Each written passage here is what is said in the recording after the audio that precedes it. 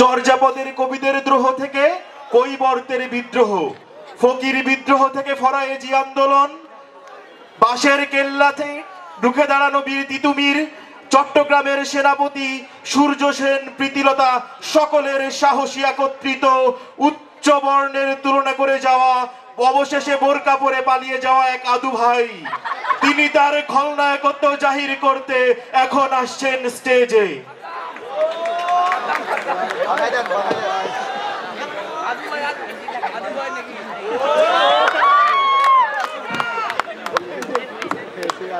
খলনায়ক আসবে, খলনায়ক যাবে, কিন্তু হেলমেট বাহিনীর নেতা থাকবে।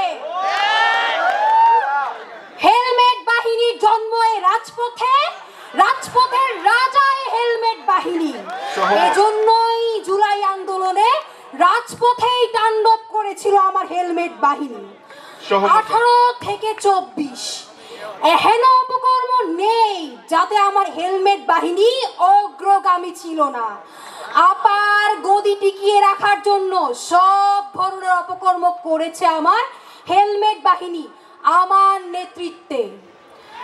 আমি সেই নেতা যার নেতৃত্বে 24 জুলাই গণ অভ্যুত্থানে রাস্তা থেকে, বস্তি থেকে টোকাইদের টকিয়ে আনা হয়েছিল ছাত্রদের ধরে ধরে মারার জন্য।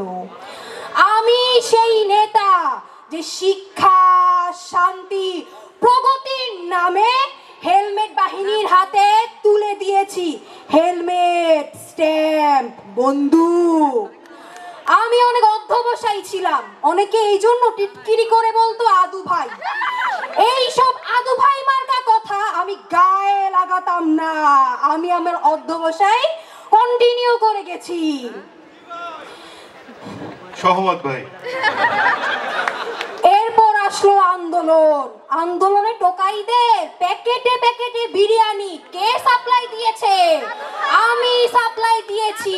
আমার পকেটের টাকা খরচ করে এতগুলা টোকাইয়ের পেট পুজো করিয়েছি। এখনো বিশ্ববিদ্যালয়ের খাবারের দোকানগুলোতে আমার নামে লাখ লাখ টাকার দেনা পড়ে আছে। এই যে আপা, কাকা এসে এত কথা বলে গেল, ওনারা কি করেছে? ওনারা তো বসে শুধু কমান্ড দিয়ে গিয়েছে। এক্সিকিউট তো করেছি আমি, মাঠে থেকেছি আমি, ছাত্রদের মাইরও খেয়েছি আমি।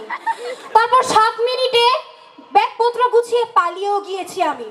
তাহলে এই পুরো জুলাই গণ আন্দোলনে কিভাবে ওনারা খলনায়ক হন? সবচেয়ে বড় খলনায়ক আমি, এই হেলমেট বাহিনীর নেতা। সহমত ভাই। একই নেতা তো দেখলাম 7 মিনিটের আগেই তার আত্মা নিয়ে পালালো।